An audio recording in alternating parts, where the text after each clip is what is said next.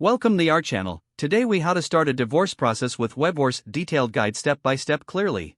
To start the divorce process with Wevorce, begin by visiting the Wevorce website. Create a user account by providing your email address and setting a secure password. After registration, complete the initial questionnaire on the site.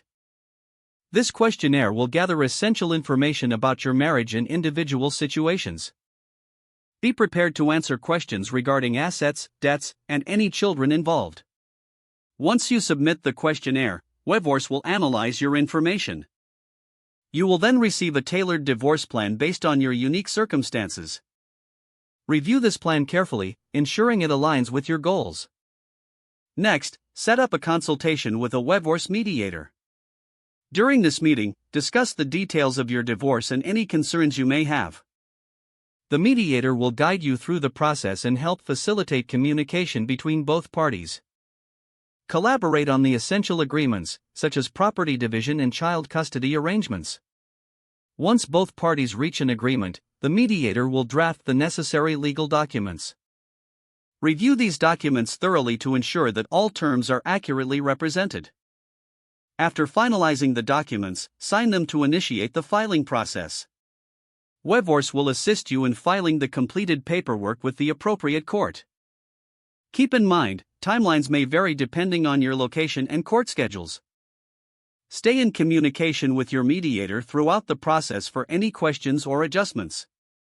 Once everything is submitted, await confirmation from the court regarding your divorce status. Understand that this process aims for a peaceful resolution and fair outcomes for all involved.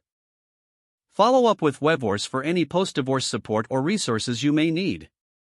If the page does not load, refresh the browser or try again in a private or incognito window.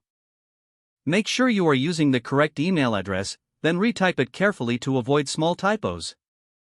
If your password is not accepted, use the reset option and create a new strong password you can remember. Check your spam folder for verification or security emails, then complete any requested confirmation steps. Enable two-factor authentication if available to improve account security and reduce unauthorized access risk. After signing in, review your profile details so your contact information and settings are accurate and current. If you see an error message, note it down and try again after restarting your device and internet connection. Don't forget to like this video and subscribe to our channel for more step-by-step tech guides.